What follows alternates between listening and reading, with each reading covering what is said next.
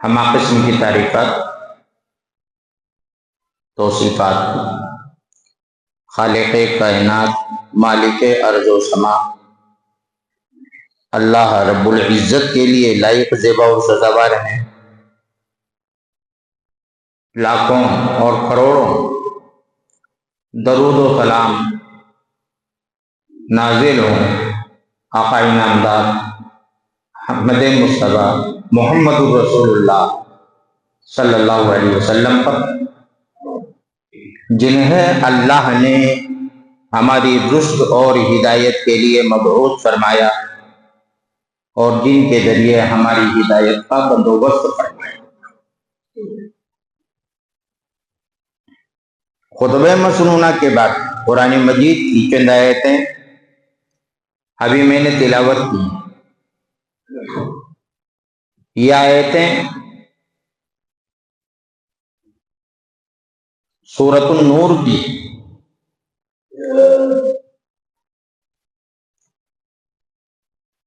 اللہ تعالیٰ نے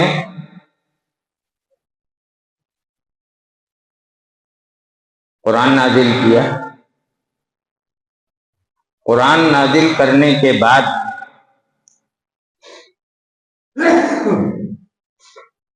جو سورت قرآن میں جو چیپٹرز ہیں، جو تشکیلات ہیں، وہ اللہ نے خود متعین کی۔ سورۃ الفاتحہ، سورۃ البقرہ، سورۃ الانعام، سورۃ الشمس، سورۃ المسد، سورۃ الاخلاص، سورۃ الفلق، سورۃ الناس۔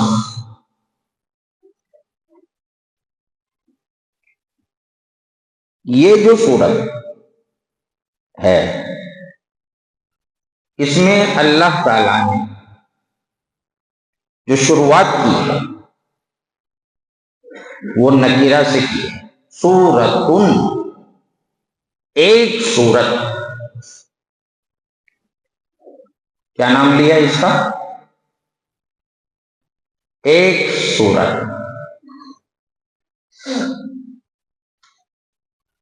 انزلناہا، اس کو ہم نے نازل کیا۔ تو قرآن کی جتنی صورتیں ہیں وہ تو اللہ ہی نے نازل کی ہیں، لیکن اللہ کا یہ کہنا کہ یہ ایک سورت جو ہم نے نازل کی ہے، یہ اس بات کی طرف ترشاتا ہے کہ یہ سورت بہت بڑی اہمیت کی حامل ہے۔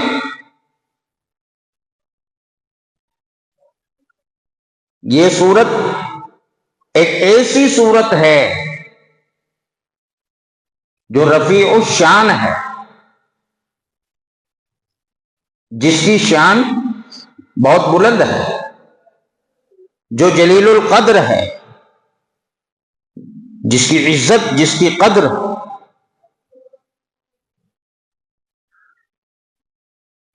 بہت جلیل ہے۔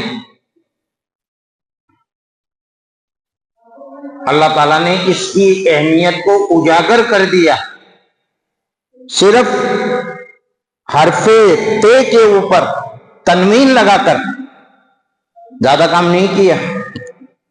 کیا کیا؟ حرف تے ہے نا سورت میں، اس پہ تنوین لگا دی، تے دو پیش تن، وہی کام کر گیا۔ چلو ٹھیک ہے۔ انزلناہا، ہم نے اس کو نازل کیا، ٹھیک ہے۔ وفرضناہا، یہ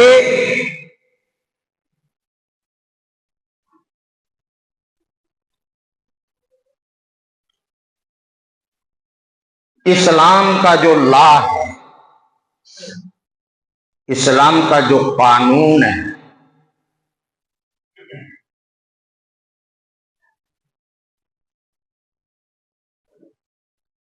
اسلام کے کورٹ میں جس قانون کی ضرورت پڑتی ہے وہ لا اس صورت میں ہے۔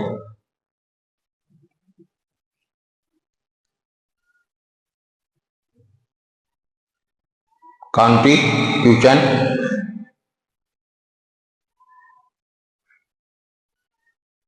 جس کا فالو کرنا مسلمانوں تمہارے اوپر سنت کا درجہ نہیں رکھتا، نفل کا درجہ نہیں رکھتا، مستحب ہونے کا درجہ نہیں رکھتا، وہ فرضناہا، اس میں جو احکامات ہم نے بیان کیے ہیں، جو قانون ہم نے بتائے ہیں، جو اصول اور ضابطے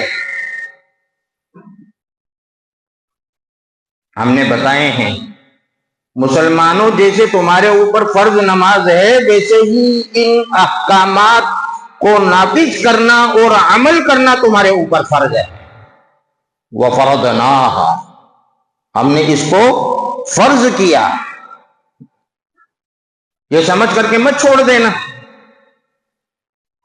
کہ یہ کوئی نفل ہے، یہ کوئی سنت ہے، یہ کوئی مستحب درجے کی بات ہے۔ احکام، قانون، ضوابط، اصول اور اسلام کا لا جو ہم نے اس میں بتایا ہے نا، اسے تمہیں فرض نماز کی طرح عمل کرنا ہے جیسے تم فرض نماز پڑھتے ہو۔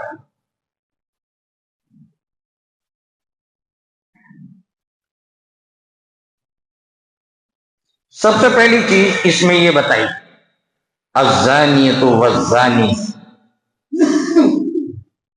اور دوسری آیت میں کیا بتائی؟ الزانی لا ينکح الا زانیۃ او مشرکہ۔ پہلی آیت کے اندر زانیہ کا تذکرہ کیا اللہ نے۔ کس کا تذکرہ کیا؟ زانیہ عورت کا تذکرہ کیا، اور دوسرے نمبر کے اوپر اللہ نے زانی مرد کا تذکرہ۔ پہلے اللہ عورت کو لایا اور بعد میں مرد کو لایا۔ قسط الاولی لسبب الزنا لرجل لمرأة، شروعات زنا کی مرد کی طرف سے نہیں ہوتی، عورت کی طرف سے ہوتی۔ اس لیے اللہ تعالیٰ نے عورت کا ذکر پہلے کیا اور مرد کا ذکر بعد میں کیا۔ للو پچو بات تو مرد بھی کرتے ہی ہیں، میں یہ نہیں کہہ رہا ہوں کہ مرد جو ہیں وہ شرافت کا چولا پہنے ہوئے ہیں، لیکن وہ آتے ہیں القسط الثانیہ بجہت الزنا الرجل، دوسری قسط میں نمبر آتا ہے زنا کے بارے میں مرد کا، اور پہلی قسط میں نمبر آتا ہے عورت کا۔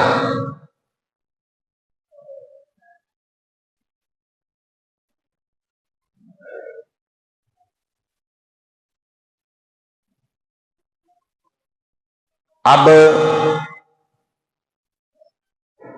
پہلی آیت میں تو یہ کہہ دیا اللہ تعالیٰ نے، یہ کیوں بتایا اللہ نے؟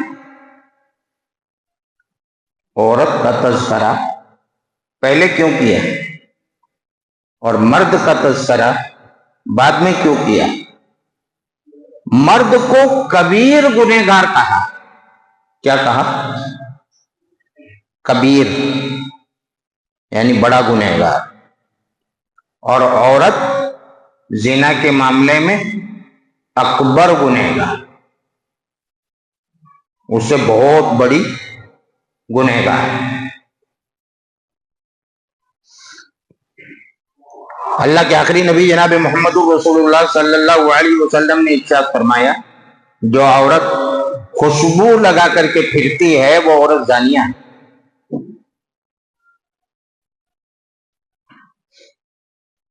کیا ہے وہ؟ زانیہ ہے. ارے خوشبو ہی تو لگائی ہے، زنا کب کیا ہے اس نے؟ اور اللہ کے نبی فرما رہے ہیں کہ خوشبو لگا کر کے جو عورت پھرتی ہے نا، وہ کیا ہے؟ زانیہ. دعوت زنا عورت کی طرف سے شروع ہوتا ہے. لپسٹک کا لگانا، میک اپ کا کرنا،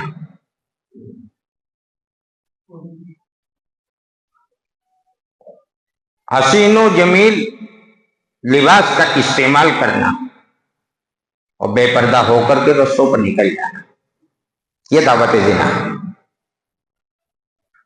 اب ظاہر ہے اسپرے اس نے لگایا بہترین قسم کا، اور برقعے پر اسپرے لگانے کے بعد راہ پر جب وہ گزرتی ہے تو جو چوراہے کے اوپر عاشق قسم کے لوگ بیٹھے رہتے ہیں وہ سونگھتے ہیں.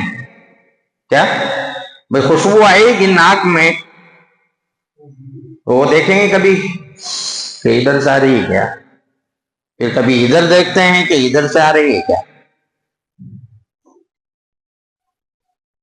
ارے وہ خوشبو سونگھے گا کہ نہیں سونگھے گا؟ وہ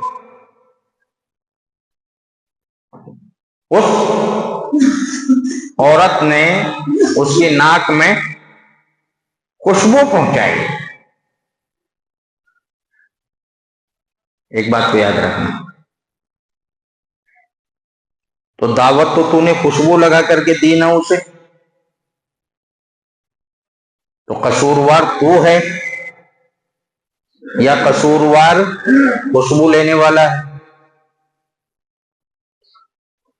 بڑا قصور تیرا ہے، بڑا قصور تیرا ہے.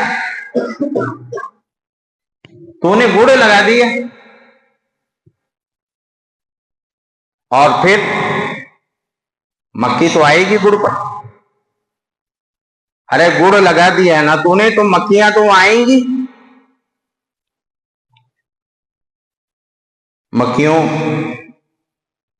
مکھیاں غلط ہے یا گڑ لگانا وہاں غلط ہے؟ جس نے لگایا ہے وہ غلط ہے نا پہلے تو. کیوں گڑ لگانے والا گڑ لگاتا اور کیوں وہاں مکھیاں آتی؟ اور پھر بعد میں کیا ہوتا ہے کہ وہاں چھپکلی بھی آ جاتی ہے مکھیوں کو دیکھ کر کے، اور چھپکلی کو دیکھ کر کے بلی آ جاتی ہے، بلی کو دیکھ کر کے کتا آ جاتا ہے، اور پھر خوب دھوم دھام ہوتی ہے، لڑائی پڑائی جھگڑے. میں یہ کہہ رہا ہوں کہ یہ جو مسلمانوں میں کتا بلی کی جو لڑائی چل رہی ہے نا، یہ کیسے چل رہی ہے؟ ایسے ہی چل رہی ہے. عورتوں کی طرف سے گڑ لگا دیا جاتا ہے اور پھر وہ کیا کہتے ہیں، ہمارا کیا قصور ہے؟ ایک بات یاد رکھنا، ہمارا کیا قصور ہے؟ عورت کی فطرت میں یہ بات ہے کہ قصور وہ اپنے دامن پر قصور کا داغ نہیں لگنے دے گی، چاہے لا قصور ہو. قصور مردی کا بتائیے، کتنا ہی منائے نہیں مانے گی. اور ایک بات اور بتا دوں میں آپ کو، کسی کی بیوی ہے، اس نے بدکاری کی ہے، اس کے شوہر سے جب بات کی جائے گی تو بجائے بیوی پر کوئی تعدیبی کارروائی کرنے کے اس کا پکش لینا شروع کر دیتا ہے. میری بیوی تو ایک دم صحیح ہے، میری بیوی تو ایک دم صحیح ہے، فلاں ہی غلط ہے. کہتے ہیں کہ نہیں کہتے ہیں؟ اور یہ اور بتا دوں میں آپ کو، قرآن سے ہی ثابت کر دیتا ہوں میں آپ کو. وَاسْتَبَقَ الْبَابَ وَقَدَّتْ قَمِيصَهُ مِنْ دُبُرٍ وَأَلْفَ يَا سَيِّدَهَا لَدَى الْبَابِ قَالَتْ مَا جَزَاءُ مَنْ أَرَادَ بِأَهْلِكَ سُوءًا إِلَّا أَنْ يُسْجَنَ أَوْ عَذَابٌ أَلِيمٌ.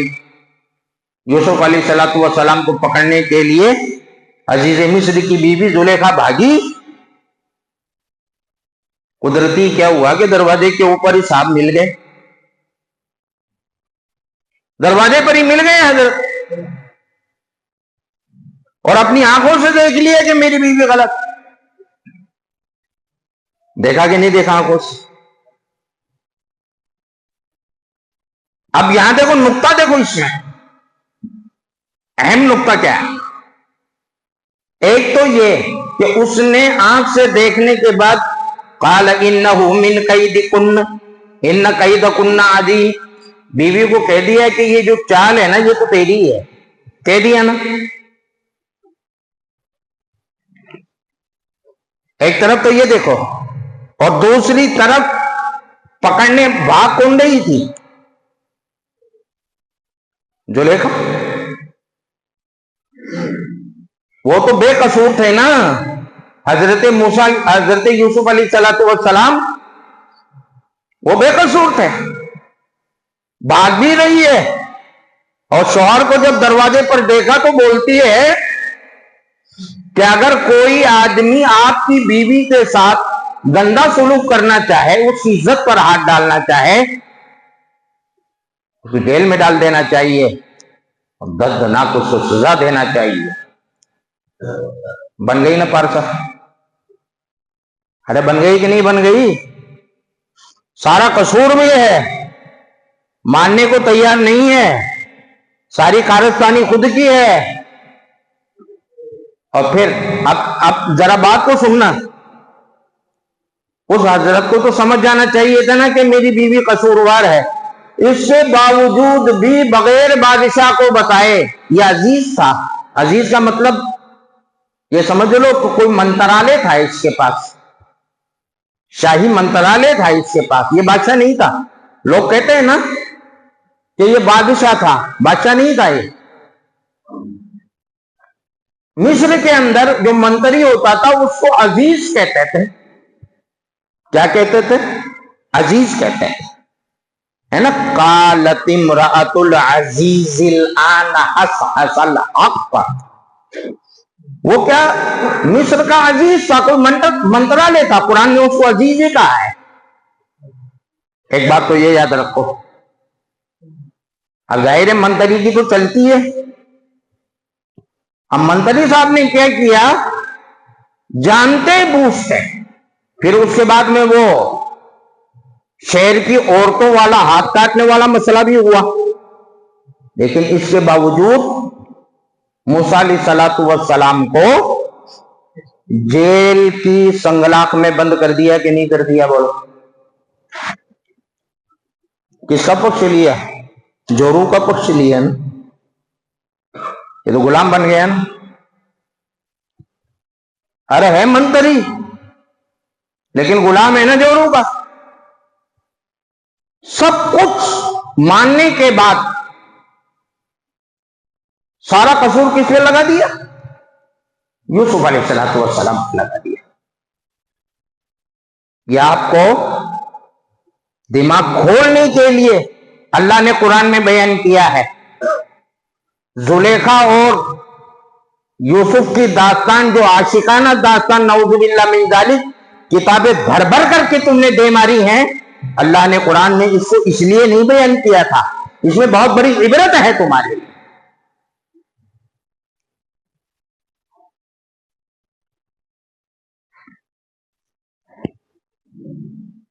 کیا کہتا تھا فرعون پبلک کو کہ انا ربکم الاعلی، کہ میں تمہارا سب سے بڑا رب ہوں.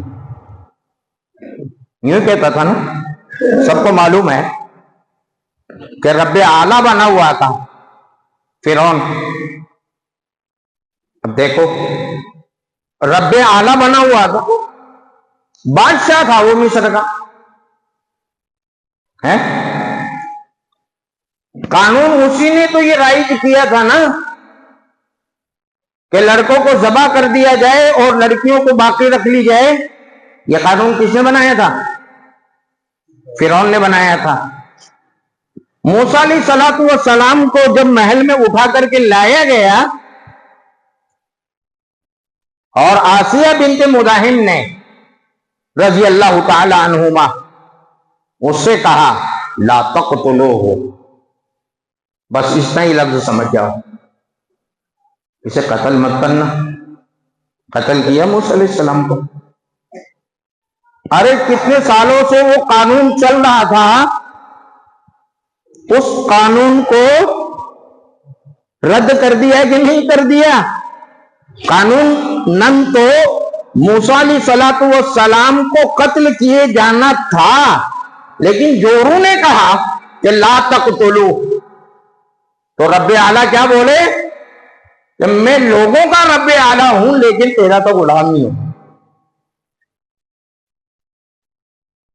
لوگوں کا رب اعلیٰ ہوں، ان کا تو مالک ہوں، تیرا مالک نہیں ہوں.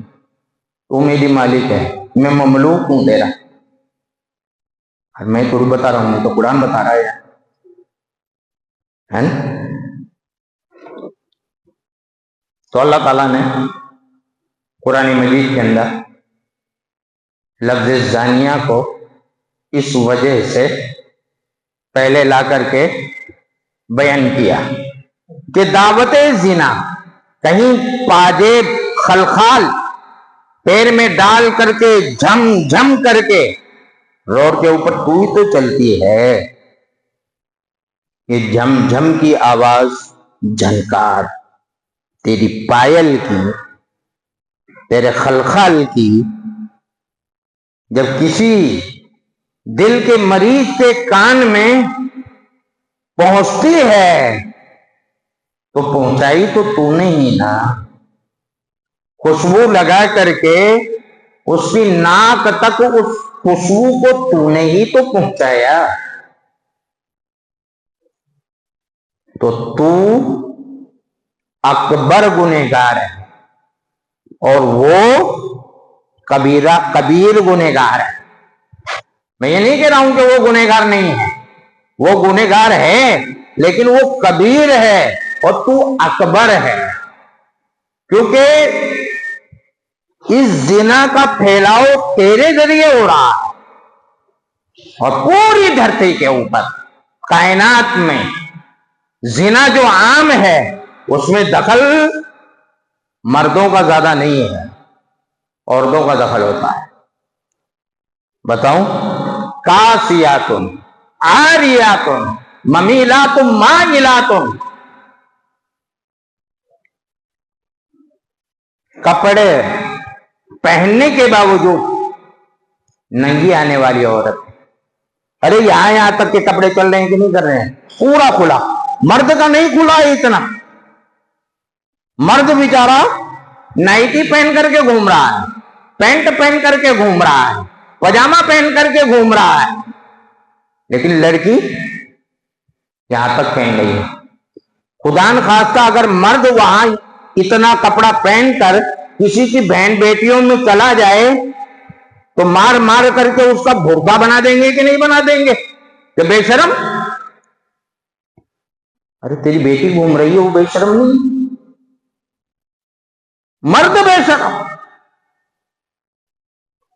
اور اگر لیڈیز گھومے تو وہ شرمدار. یہ معاشرے کا، سماج کا حال بنا ہوا ہے.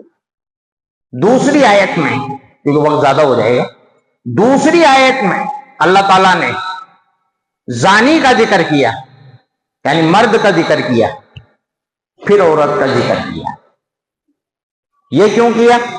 یہ اس لیے کیا کہ اس دوسری آیت کے اندر الزانی لا ينکح الا زانیۃ او مشرکہ والزانیۃ لا ينکحها الا زان او مشرک. نکاح کی بات آ رہی ہے. کس کی بات آ رہی ہے؟ نکاح کی بات آ رہی ہے. اور نکاح میں خطوۃ الاولی یعنی پہلا قدم مرد کی طرف سے اٹھتا ہے اور خطوۃ الثانیہ عورت کی طرف سے. یہی تو دستور ہے نا. لڑکے والے ہی تو جاتے ہیں لڑکی کا ہاتھ مانگنے, تو پہلے اس کا ذکر کیا اللہ تعالیٰ نے, کیونکہ پہلے وہی جاتے ہیں اور بعد میں لیڈیز والے جاتے ہیں. تو الخطوۃ الاولی لرجل والخطوۃ الثانیہ, خطبہ نہیں خطوہ, خاء کوئے واو اور تے. دوسرا جو قدم اٹھتا ہے وہ لیڈیز کی طرف سے اٹھتا ہے, یعنی لیڈیز یا تو اس کو مان جائے یعنی قبول کر لے کہ بھائی قبول ہے لڑکا, یا یوں بھی کہہ سکتی ہو کہ مجھے قبول نہیں ہے. اگر اس نے یوں کہہ دیا مجھے قبول نہیں ہے تو پھر نکاح نہیں ہوگا. یہ سوچ لینا, چاہے اس کی ماں چاہے, چاہے اس کا باپ چاہے, چاہے اس کا دادا چاہے, چاہے اس کی دادی چاہے, پوری کائنات چاہے, اگر وہ لڑکی اس لڑکے سے نکاح نہیں کرنا چاہتی تو نکاح نہیں ہوگا.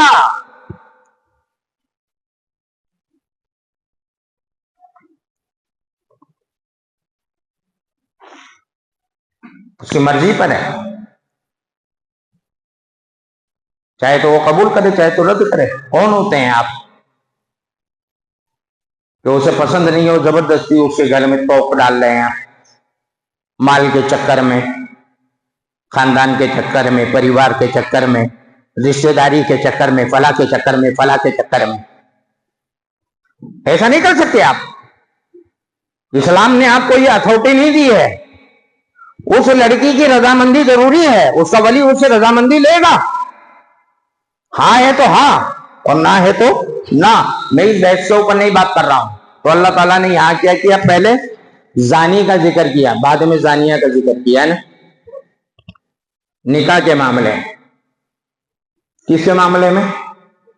نکاح کے معاملے میں. لیکن یہاں ساتھ میں لا کر کے اور شرک کو بھی جمع کر دیا.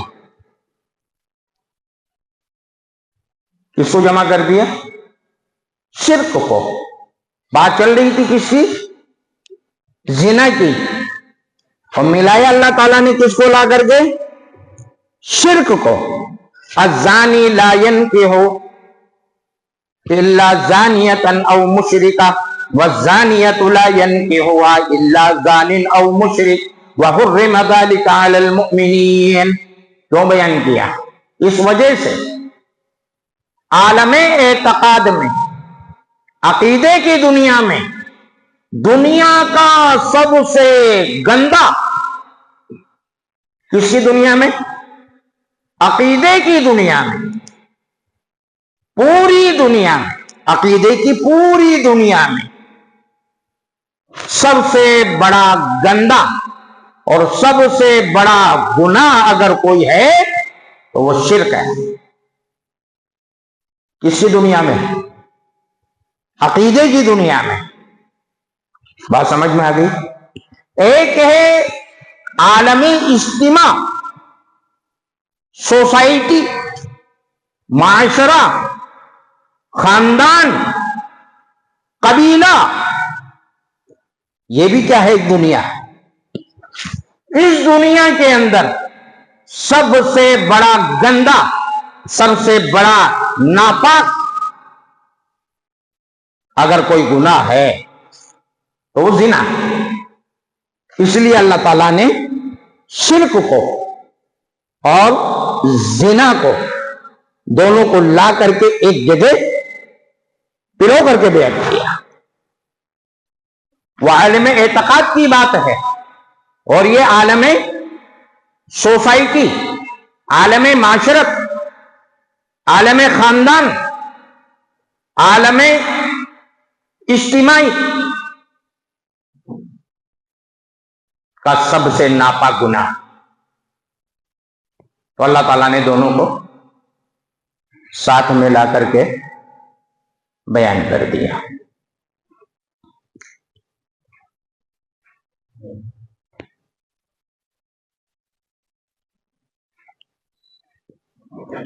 اب کہا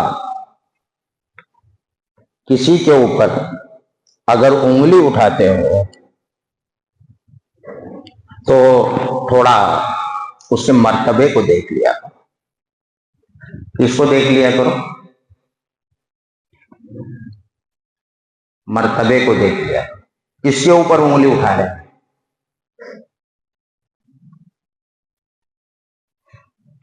حضرت عائشہ صدیقہ رضی اللہ تعالی عنہا کے اوپر جو لوگوں نے انگلی اٹھائی تھی اور تائید کرنے والے بھی تھے، اللہ نے دونوں سے کہا، جس میں منافق اکثر تھے اور کچھ صحابہ کرام بھی شامل تھے جنہوں نے بعد میں توبہ کر لی. اللہ ان کی توباؤں کو قبول کرنے والا ہے.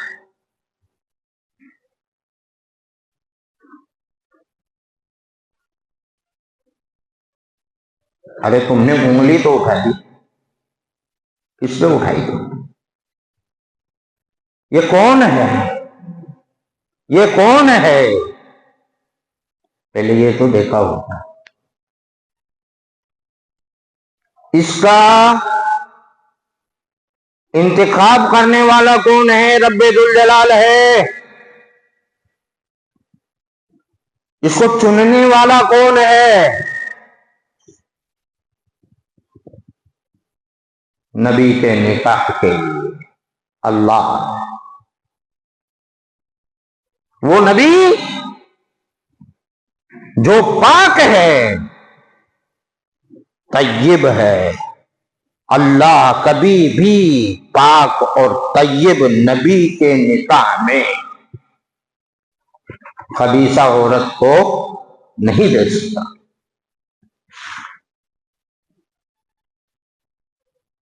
پہلے سوچا تو ہوتا تھا، دماغ تو لگایا ہوتا،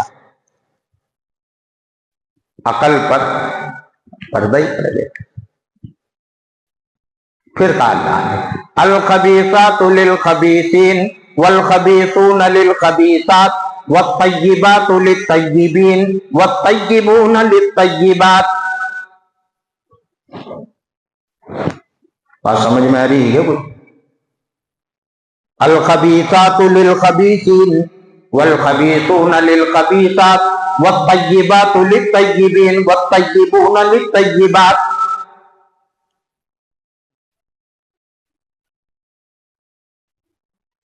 خبیث عورتوں کے لیے، خبیث مردوں کے لیے. اگر خبیث عورت ہے تو خبیث مرد ملے گا. خبیث عورت ہے، اگر خبیث مرد ہے تو خبیث عورت ملے گی. پاک مرد ہے، پاک عورت ملے گی. پاک عورت ہے تو پاک شوہر ملے گا.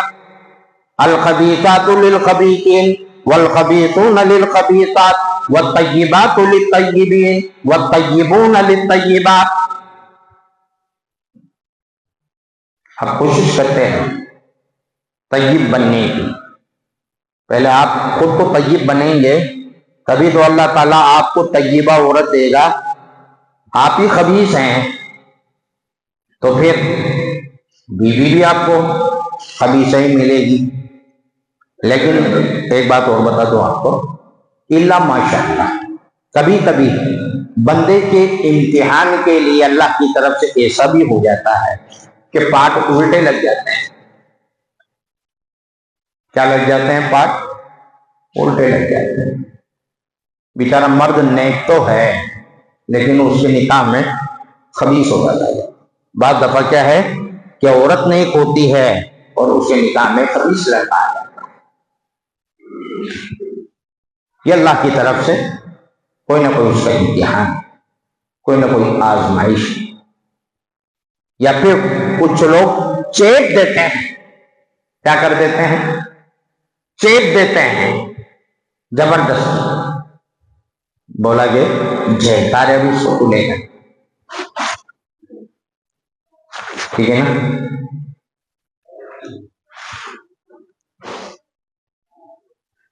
میں نے آپ کو کیا بتایا تھا شروع کے اندر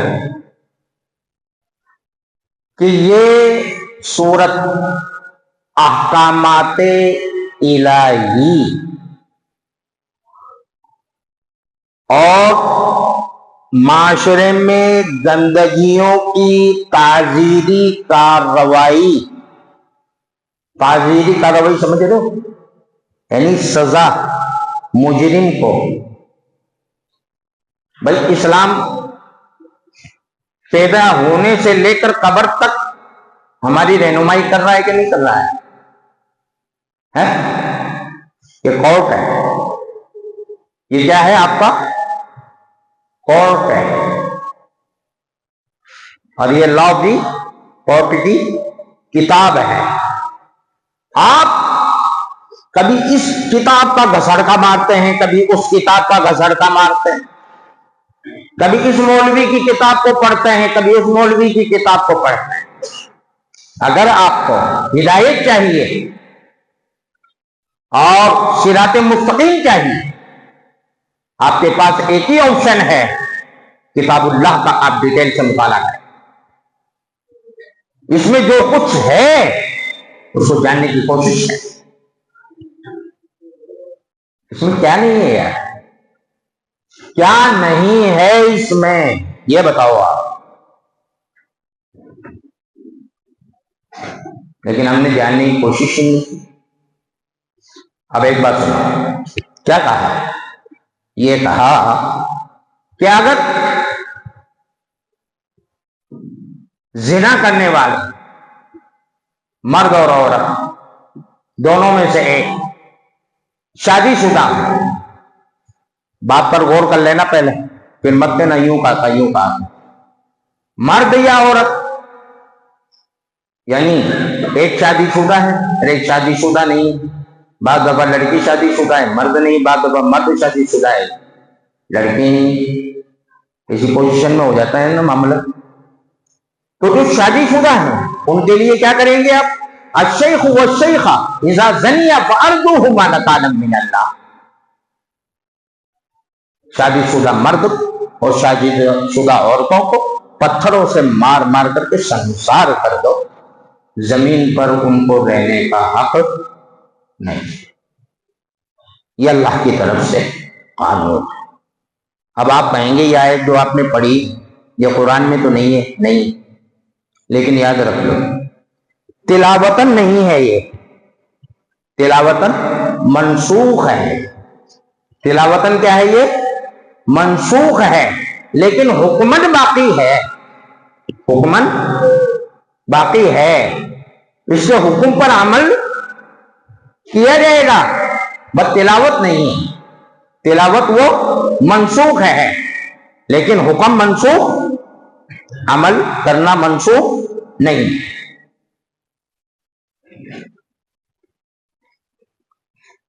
اب اگر دونوں کنوارے ہیں تو پھر کیا کیا جائے گا؟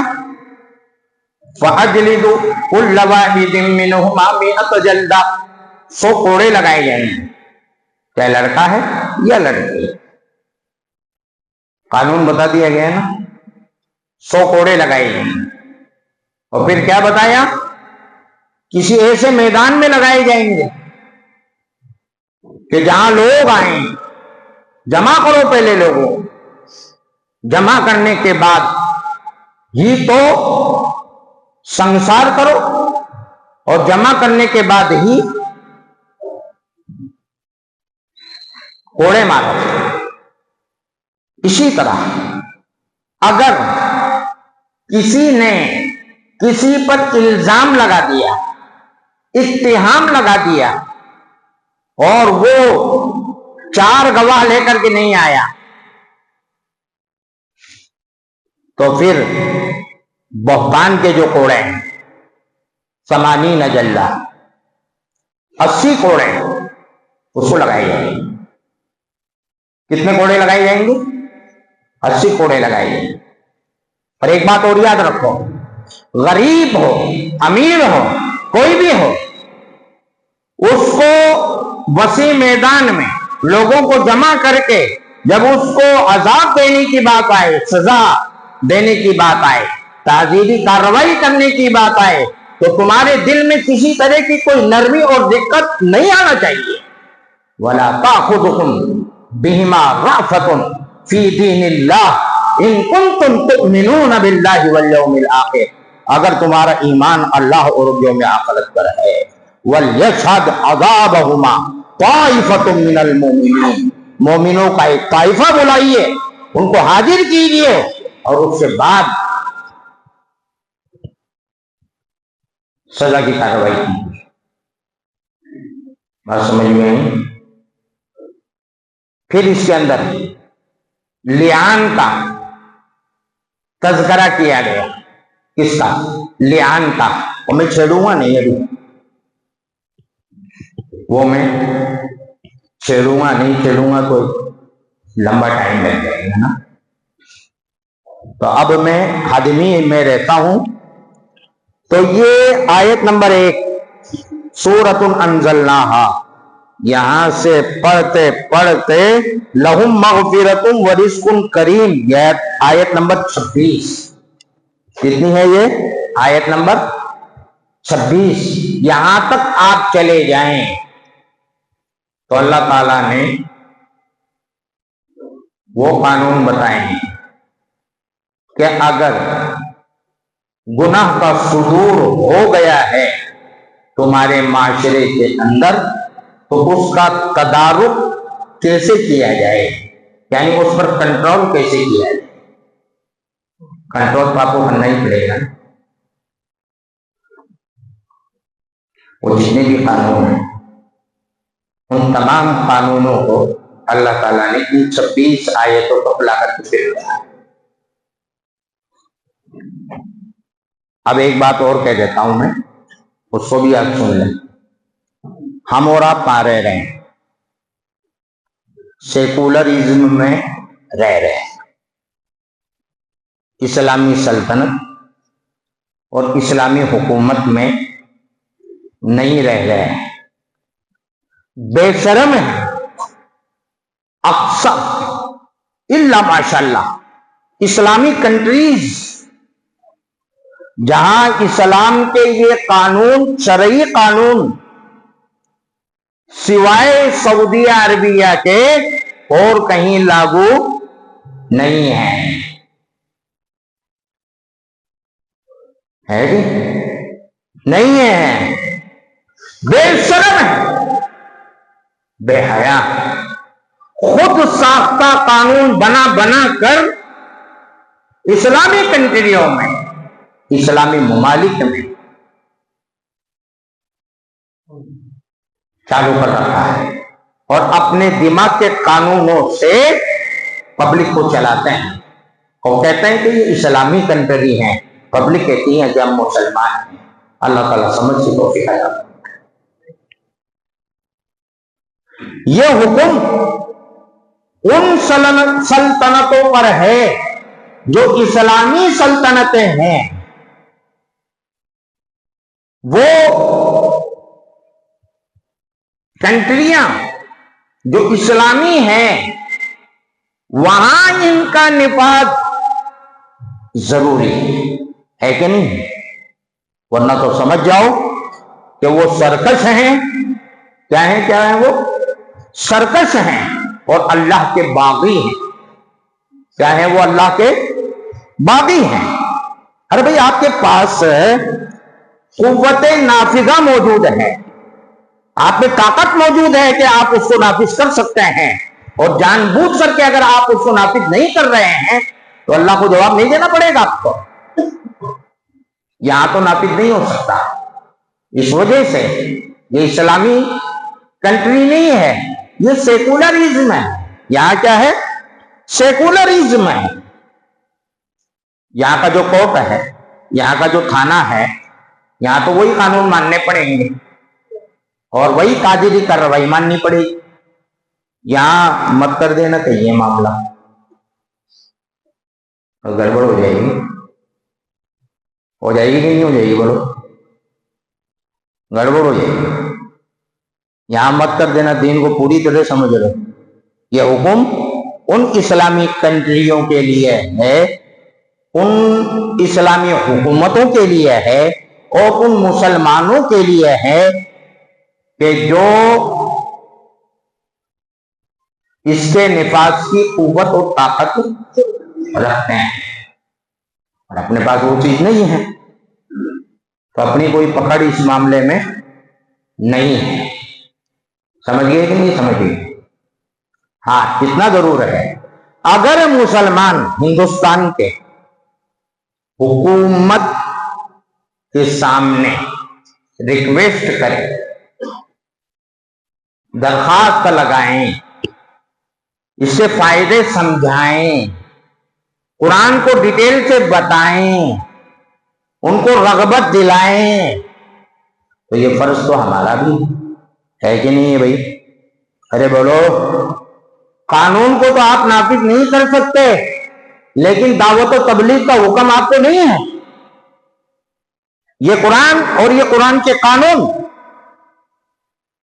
ہندوستان کے بسیوان لوگوں کے کانوں تک اگر ہم نے نہیں پہنچایا، حشر کے میدان میں خدا کی قسم ہمیں اس کا جواب دینا پڑے گا. آپ اس کو رائج نہیں کر سکتے، آپ اس کو نافذ نہیں کر سکتے، لیکن آپ اس کی تبلیغ تو کر سکتے ہیں. تبلیغ کرنے کا تو آپ کے اوپر حکم دیا ہے اللہ نے اور کہا کنتم خیر امۃ اخرجت للناس، تم دنیا کی بہترین امت اس وجہ سے ہو کہ تم کلام اللہ اور سنت رسول اللہ کی تبلیغ کرتے ہو. تأمرون بالمعروف وتنہون عن المنکر وتؤمنون باللہ. بات سمجھ میں آ گئی؟ اب 26 کے بعد جن آیتوں کا دور شروع ہو رہا ہے ان میں اللہ تعالیٰ نے وہ احکامات بیان کیے ہیں کہ یہ برائیاں، بھئی یہاں تو وہ قانون بتا دیے کہ ان کا تدارک کیسے کیا جائے، وہاں یہ بتایا گیا کہ یہ برائیاں تمہارے سماج میں پیدا ہی نہ ہو، جنمے نہیں تمہارے معاشرے میں. وہ فرائض، وہ احکام، وہ قانون اللہ تعالیٰ نے اگلی آیتوں کے اندر بیان کر دیا. اب اس میں سے ایک چھوٹی سی بات ہے، اگر آپ لوگوں کو تھوڑا سا ٹائم بھی لگ جائے تو لگ جائے، سن لو. آگے چل کر کے آ رہی ہے کہ کل قد علم صلاتہ و تسبیحہ. اللہ کی جتنی مخلوق ہے ساری نمازی، اللہ کی جتنی مخلوق ہے نا زمین کے اوپر وہ ساری کیا ہے؟ نمازی ہے. کل قد علم صلاتہ، صلات مانے نماز، ساری مخلوق دنیا کی نمازی. کوئل اپنی زبان میں اور چڑیا اپنی چہچہاہٹ میں. انا علم تر ان اللہ یسبح له من فی السماوات والارض والطیر صافات. یہ پرندے جو پروں کو بچھا دیتے ہیں، یہ بھی طریقہ عبادت ہے. کیا ہے یہ طریقے عبادت؟ صبح 4 بجے اٹھ جاتے ہیں، ہم 10 بجے اٹھتے ہیں. یہ عبادت کرنے کے لیے کتنے بجے اٹھ جاتا ہے؟ 4 بجے اٹھ جاتا ہے. فجر کے ٹائم اٹھ جاتے ہیں نہیں، وہ چیں چیں چیں چیں چیں چیں کر کے یہ نصیحت بھی دیتے ہیں کہ بھئی اور کسی کی مانو نہ مانو یارو، ہماری مان لو. اتنے سے ہماری مان لو، ہمیں ہی دیکھ لو. مرغا بولتا ہے مجھے دیکھ لو، وہ جان لگاتا ہے تو وہ بولتا ہے تیرے سمجھ میں نہیں آ رہی ہے تو میرے سے لے لے یار، سمجھ تو لے. پتہ ہی چلا کہ اللہ تعالیٰ نے ان کو سکھلایا ہے اور وہ اپنے اپنے انداز میں نماز بھی ادا کر رہے ہیں، وہ تسبیحا، اور اللہ کی تسبیح بھی بیان کر رہے ہیں۔ یہ فرائض کا معاملہ ہے، اسی لیے میں نے یہ آیت ذرا آپ کو بتا دی۔ میں نے شروع میں کہا تھا نا کہ یہ احکامات اسی طرح فرض ہیں جیسے تمہارے اوپر نماز فرض ہے۔ اللہ تعالیٰ سے دعا ہے کہ وہ ہمیں کتاب و سنت پر عمل کرنے کی توفیق عطا فرمائے، جو کچھ بتایا گیا ہے اسے سمجھنے کی توفیق عطا فرمائے اور زندگی میں نافذ کرنے کی توفیق عطا فرمائے۔